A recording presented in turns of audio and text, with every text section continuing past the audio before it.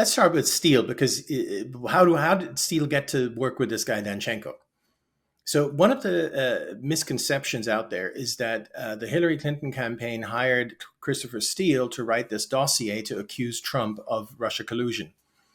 In fact, the Hillary Clinton campaign hired Steele to repackage stories which the Clinton campaign had written. These are not original stories from Steele. These are stories that have been written by people like Cody Shearer, who's a longtime Clinton operative. And so we have something called the proto dossier from early on, April of 2016, where the same stories about the P tape and so on, the exact same stories already exist before Steele was ever hired. They hired this guy in order to give the whole thing a veneer of credibility. You got this former British spy and all this kind of stuff where if he goes out to the media, if he goes to the FBI and tells them this, then it's super credible, and that's what we need him for. Now, Steele obviously wasn't comfortable just doing it just in his own name. So he hired this guy Danchenko, who was not based in Russia. He was based in D.C., and he had worked for many years in the Brookings Institution, which is, of course, sort of a Democrat, think tank to be charitable. And he basically then told Danchenko to tell him the stories, but he sort of gave Danchenko a guide, like, tell me about this, tell me about that.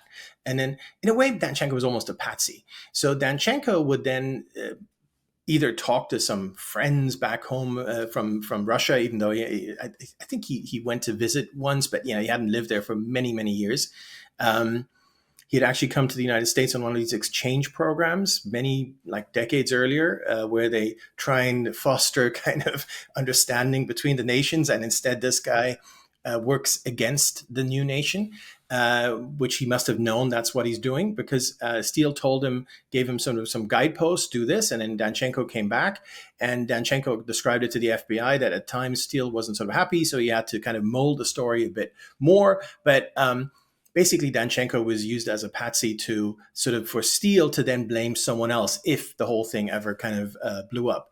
And so it was all made up, and Danchenko admitted that it was all made up. And Steele, in fact, has since said, well, but there was the source and it was not my fault, and so on.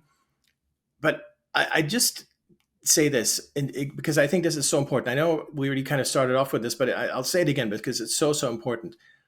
Everything was a hoax, not just the Steele dossier. I mean, I think even Democrats now kind of admit that, yeah, that was probably all made up.